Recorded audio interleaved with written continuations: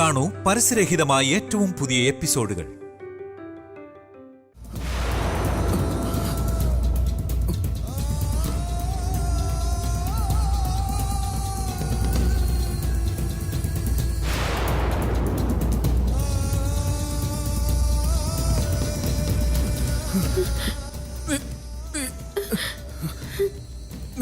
ആരാന്ന് എനിക്ക് മനസ്സിലായി. നീ ആണെന്റെ മരുമോള്.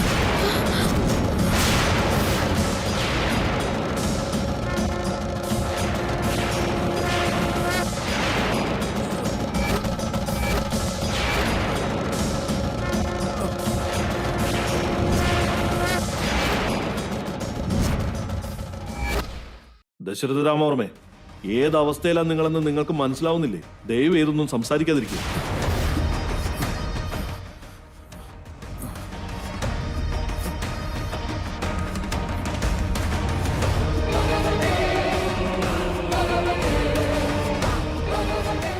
അച്ഛനെല്ലാം അറിഞ്ഞെന്ന് എനിക്ക് മനസ്സിലായിരുന്നു അച്ഛൻ. പക്ഷെ എന്നോട് എന്തെങ്കിലും ചോദിച്ച എനിക്ക് പറയാൻ ഉത്തരങ്ങളൊന്നുമില്ല. അച്ഛൻ ഇക്കാര്യം മറന്നു കളഞ്ഞേക്ക്.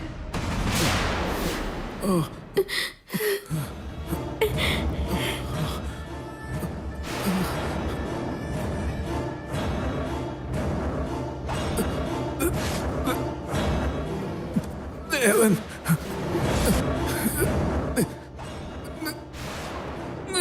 നിന്റെ കൂടെ എന്റെ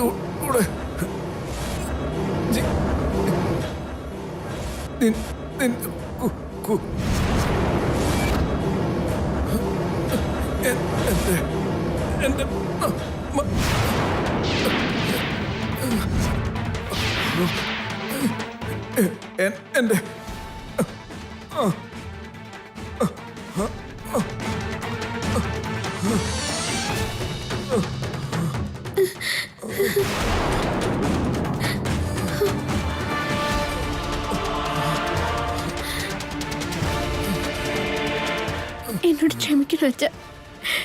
എനിക്കെല്ലാം മനസ്സിലാവുന്നുണ്ട്. പക്ഷെ ഞാൻ ആ വീട്ടിലെ മരുമോളായിക്കൊള്ളാന്ന് എനിക്ക് വാക്ക് തരാൻ കഴിയില്ല.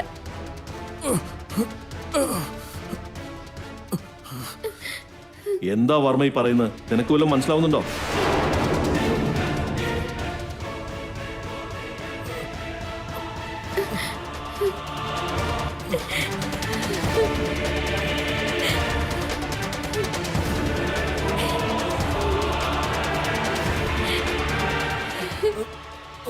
അച്ഛൻ എന്നോട് ക്ഷമിക്കണം.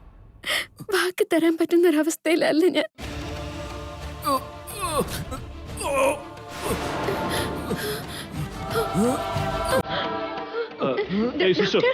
Oxygen mask fit Varma.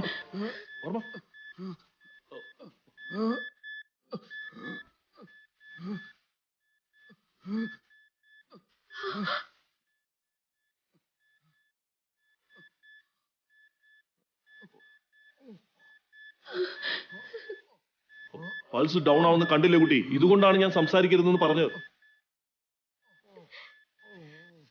വല്ല അത്യാവശ്യ കാര്യമായിരിക്കുന്ന ഞാൻ കരുതിയത്. കുട്ടി വേഗം പുറത്തേക്ക് പോയേ. ഇത് ICU ആണ്.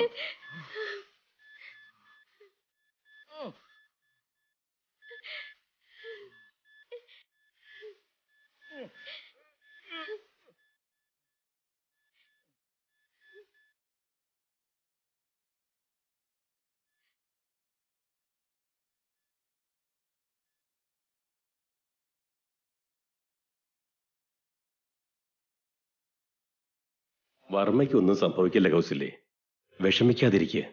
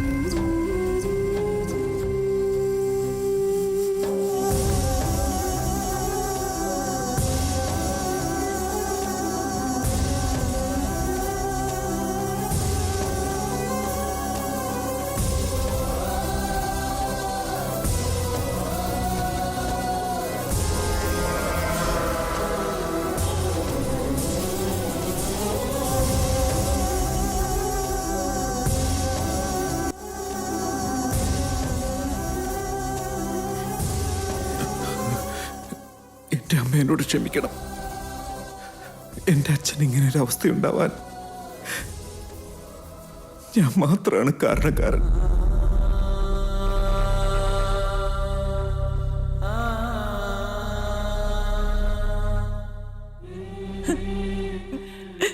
നിനക്ക് എന്ത് ചെയ്യാൻ പറ്റും മോനെ? ഇതെന്റെ തലയിലെടുത്ത്. ദാസേട്ടന് കഷ്ടകാലം തുടങ്ങുകയാണെന്ന് ഗുരുക്കള് നേരത്തെ തന്നെ പറഞ്ഞതാ. ആരെന്തൊക്കെ പറഞ്ഞാലും ഇതിന്റെ കാരണക്കാരൻ ഞാനല്ലേ അമ്മേ. അച്ഛൻ എന്നെ എത്രമാത്രം വിശ്വസിച്ചിട്ടായിരിക്കും മറിച്ചൊന്നും ചിന്തിക്കാതെ എല്ലാ ഉത്തരവാദിത്തങ്ങളും എന്നെ ഏൽപ്പിക്കാൻ ശ്രമിച്ചത്. എന്നിട്ടും അച്ഛന്റെ പ്രതീക്ഷയ്ക്കൊത്ത് ഞാൻ ഉയർന്നില്ലല്ലോ അമ്മേ. എന്റെ മോൻ അങ്ങനെയൊന്നും പറയില്ലേടാ. ഒന്നും ശരിയല്ല എന്തു. ഈ പദവിയിലോ അധികാരത്തിലൊന്നും എനിക്ക് യാതൊരു താല്പര്യമില്ല. അന്നേ അച്ഛനെ എല്ലാം അറിയിക്കാൻ ഞാൻ പറഞ്ഞിരുന്നല്ലേ അമ്മേ. എന്നിട്ടൊന്നും അറിയിക്കാതിരുന്ന് ഇപ്പൊ അച്ഛൻ ഒറ്റയടിക്ക് ഇത്രയും വലിയൊരു ആഘാതം താങ്ങാൻ പറ്റിക്കാണില്ല അമ്മേ.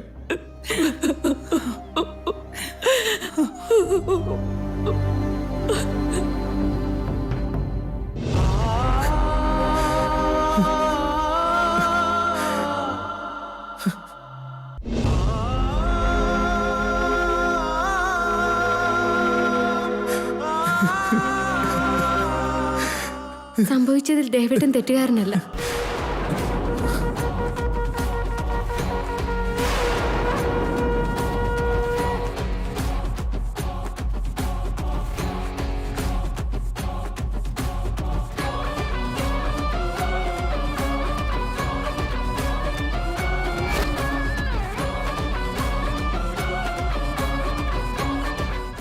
അവള് വീണ്ടും നാടാൻ തുടങ്ങിയല്ലോ.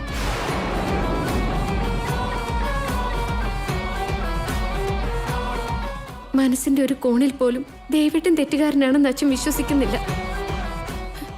പദവി ദേവേട്ടന് കൈമാറാൻ സാധിച്ചതിൽ അച്ഛൻ പൂർണ്ണ സംതൃപ്തനുമാണ്.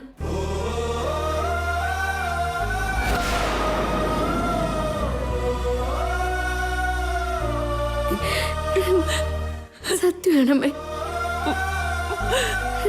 ദേവേട്ടന്റെ അച്ഛനൊന്നും സംഭവിക്കില്ല. അച്ഛൻ ചെയ്തു തീർക്കേണ്ടതായ ഉത്തരവാദിത്തങ്ങൾ ഇനി ഒരുപാട് ബാക്കി കിടക്കല്ലേ. അച്ഛൻ പൂർവാധികം ശക്തനായി തിരിച്ചു വരും.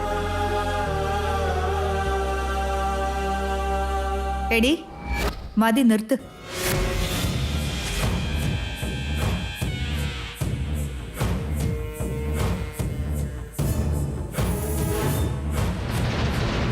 നീ ആരാടി ഞങ്ങളുടെ കുടുംബത്തിലെ കാര്യങ്ങളിൽ ഇടപെടാൻ? നിന്നോട് ആരെങ്കിലും അഭിപ്രായം ചോദിച്ചോ? ഇത് കൊട്ടാരം വീട്ടിലെ മാത്രം കാര്യങ്ങളാ. നീ അതിനകത്ത് കയറി കളിക്കണ്ട. അവളും നമ്മുടെ കുടുംബത്തിലെ അംഗം തന്നെ. അച്ഛൻ സ്വമേധയാ അവളെ സ്വന്തം മകളായിട്ട് സ്വീകരിച്ചപ്പോ തൊട്ട് വൈദേഹിക്ക് നമ്മുടെ കുടുംബത്തിൽ എല്ലാ അവകാശങ്ങളും ഉണ്ട്.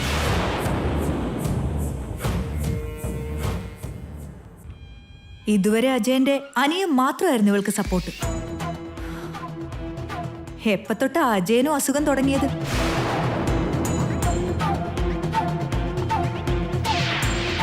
അതെന്താ അജയ ചേട്ടനും അനിയനും ഭാര്യയെക്കാളും കൂടുതൽ മറ്റ് സ്ത്രീകളെ സപ്പോർട്ട് ചെയ്യുന്നതില് വല്ലാത്തൊരു ഉത്സാഹം ഉണ്ടാകുന്നത്?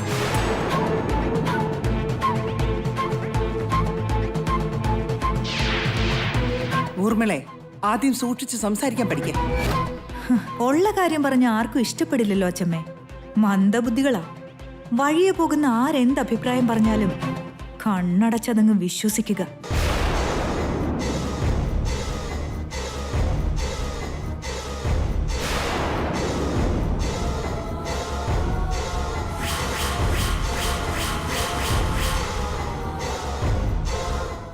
എന്താടി നീ പറഞ്ഞ? ദേവൻ തെറ്റൊന്നും ചെയ്തിട്ടില്ല എന്ന് അച്ഛന് പരിപൂർണ വിശ്വാസമാണെന്നോ? സമയത്ത് പദവി കൈമാറിയതിലും അച്ഛൻ അതീവ സംതൃപ്തനാണെന്നോ? ICUവിൽ അനങ്ങാൻ പറ്റാതെ കിടക്കുന്ന അച്ഛൻ പേഴ്സണലായി നിന്നെ വിളിച്ച് കാര്യങ്ങൾ പറഞ്ഞെന്ന് തോന്നുമല്ലോ. അതെ ഊർമിളേച്ചി, അച്ഛൻ എന്നെ വിളിച്ചു പറഞ്ഞു. ഞാൻ ഐസിയുന്ന് വരുന്ന വഴിയാ അച്ഛൻ എന്നെ വിളിച്ച് പറഞ്ഞ കാര്യങ്ങൾ തന്നെയാ പറഞ്ഞത്.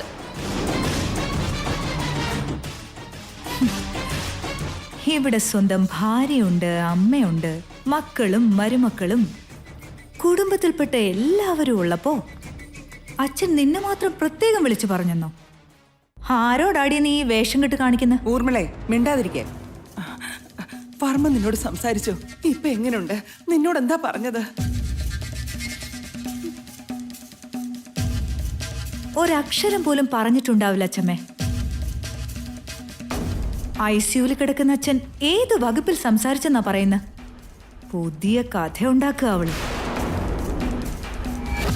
ഓർമ്മളേച്ച് വിശ്വസിക്കോ വിശ്വസിക്കാതിരിക്കോ ചെയ്യേ, പക്ഷെ ഞാൻ സംസാരിച്ചെന്നുള്ളത് സത്യമാണ്. ദേവേട്ടൻ കാരണമല്ല അച്ഛൻ ഇന്ന് ഇങ്ങനൊരു അവസ്ഥ കിടക്കുന്നത്. അതിന് വേറെ കാരണമുണ്ട്. ഇന്ന് ഇവിടെ നടന്ന സംഭവത്തിന്റെ പേരിൽ പെട്ടെന്നുണ്ടായ ഒരു ഹൃദയാഘാതം ഒന്നും അല്ല ഇത്. ഒത്തിരി കാലങ്ങളായി ആ ശരീരത്തിലേക്ക് കയറിയ വിഷം ഇന്നിങ്ങനെ ഗുരുതരമായ അവസ്ഥയിലാക്കിയത് അതാരൊക്കെ ചേർന്ന് മനഃപൂർവ്വം ചെയ്തതാ.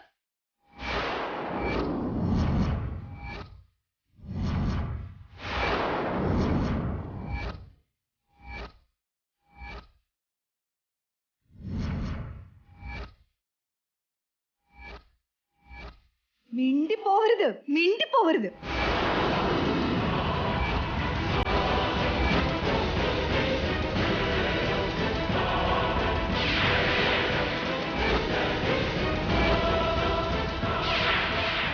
ഉള്ള തോന്നിവാസങ്ങളെല്ലാം കാണിച്ചിട്ട് അതൊക്കെ ആരുടെ തല വെച്ച് കെട്ടാനാടി നോക്കുന്നത്?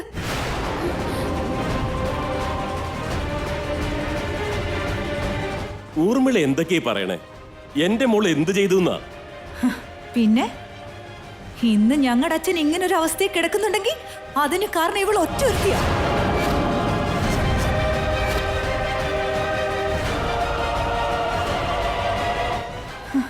എത്ര സന്തോഷത്തോടെ കഴിഞ്ഞിരുന്ന കുടുംബമായിരുന്നു. ഏത് ദുഷിച്ച നിമിഷത്തിലാണോ നിങ്ങളുടെ പുന്നാര മോളെ ഈ കുടുംബത്തിലേക്ക് കാല് കുത്തിയത്? ആ നിമിഷം തുടങ്ങിയതാ ഞങ്ങളുടെ കുടുംബത്തിലെ കഷ്ടകാലം. എത്ര കാലമായി മനസ്സമാധാനത്തോടെ ഈ വീട്ടിൽ ആരെങ്കിലും ഉറങ്ങിയിട്ട്? ഊർമിളെ, എനിക്ക് പറയാനുള്ളതൊക്കെ ഒന്ന് പറഞ്ഞോട്ടെ, എന്നെ തടയാൻ ശ്രമിക്കണ്ട.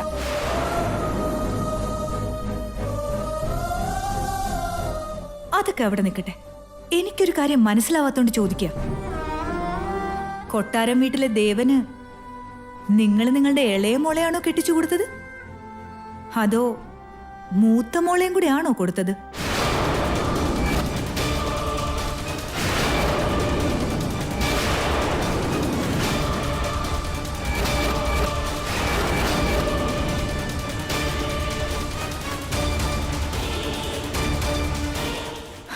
തെറ്റിദ്ധരിക്കണ്ട. കല്യാണം കഴിഞ്ഞപ്പോ തൊട്ട് ശ്രേയാണ് അവന്റെ ഭാര്യയെന്ന് ഇവിടെ ആർക്കും തോന്നിയിട്ടില്ല.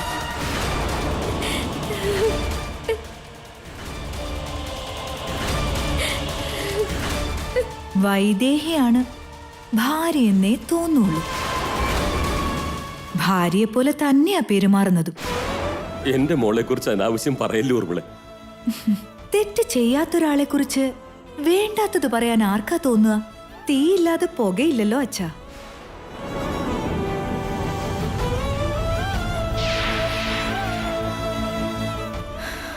ദേവന് വിഷമം വരുമ്പോഴും അവളെ മതി, സന്തോഷം പങ്കുവെക്കാനും അവളെ മതി, സാന്ത്വനിപ്പിക്കാനും അവള് വേണം, പരിചരിക്കാനും അവള് തന്നെ വേണം. ഭാര്യ സഹോദരിയായിട്ടല്ല, ഭർത്താവിനോടെന്ന പോലെയുള്ള പരിചരണം കണ്ടതുകൊണ്ടാണ് സഹിക്കാൻ പറ്റാതെ ഞങ്ങളുടെ അച്ഛൻ ഈ അവസ്ഥയിൽ കിടക്കേണ്ടി വന്നത്.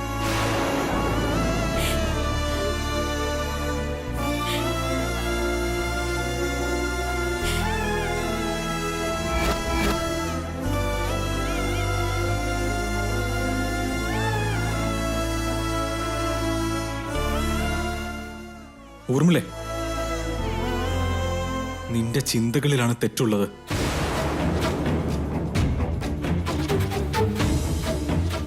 ദേവനെയും വൈദേഹിയും അച്ഛൻ തെറ്റിദ്ധരിച്ചിരുന്നെങ്കിൽ ഒരു കാരണവശാലും അച്ഛൻ ഉത്തരവാദിത്തങ്ങൾ ദേവനെ ഏൽപ്പിക്കില്ലായിരുന്നു. അങ്ങനെ പറയരുതേ. സ്വന്തം മോനല്ലേ അത്. മഹാരാജാവാണെങ്കിൽ എന്താ? അവകാശി സ്വന്തം രക്തമായിരിക്കണമെന്നുള്ളത് മനുഷ്യന്റെ സ്വാർത്ഥതയാണ്.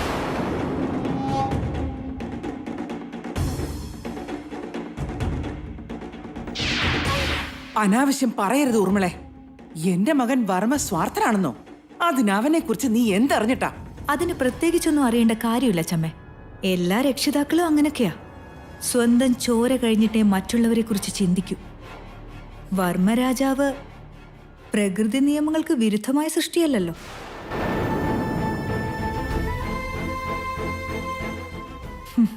അല്ലെങ്കിൽ പിന്നെ എന്താ?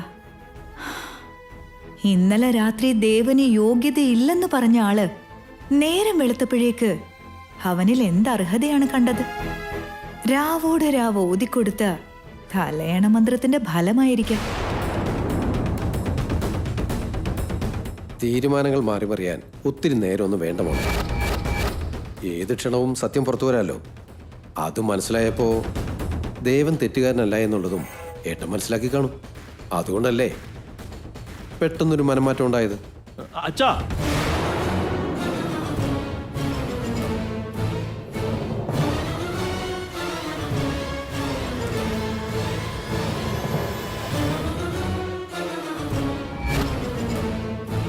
അച്ഛാ, ഇനിയൊരു പക്ഷേ വല്യച്ഛന് അങ്ങനെ എന്തെങ്കിലും സത്യം മനസ്സിലായെങ്കിൽ അതിപ്പോൾ അച്ഛനോടും പറഞ്ഞിട്ടുണ്ടാവണമല്ലോ. അതെന്താണെന്ന് തുറന്നു പറയും. അതിന് അങ്ങനെ വല്ലതും ഉണ്ടായിട്ട് വേണ്ടി വരണേ. ഞാൻ പറയുന്നതാണ് സത്യം. അച്ഛന്റെ മനംമാറ്റം മകനോടുള്ള തീവ്രമായ സ്നേഹവും സ്വാർത്ഥതയും മാത്രം. എതിർക്കാൻ ആർക്കും ധൈര്യമില്ലാത്തപ്പോ രാജാവിന് എന്ത് തോന്നിയാസോ ആവാനോ.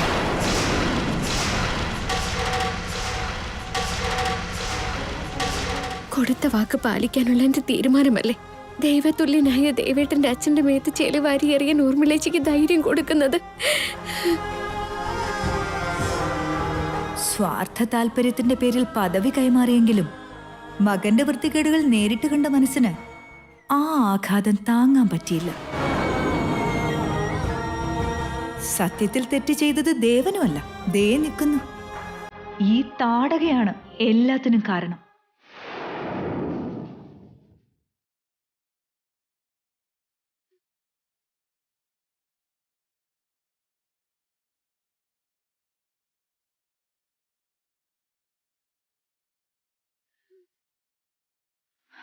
ഇവളെ അച്ഛൻ ഈ വീട്ടിലേക്ക് കൊണ്ടുവന്നില്ലായിരുന്നെങ്കിൽ ദേവനുമായിട്ടുള്ള കൊഞ്ചിക്കൊഴച്ചിൽ അച്ഛന് കാണേണ്ടി വരികയില്ലായിരുന്നു. ഇങ്ങനൊരവസ്ഥയെ ഉണ്ടാവില്ലായിരുന്നു. ഇനി ഇവളെ ഇവിടെ പിടിച്ചു നിർത്തിയ അച്ഛന്റെ ശേഷിക്കുന്ന ശ്വാസവും പെട്ടെന്ന് തന്നെ ഇല്ലാണ്ടാവും.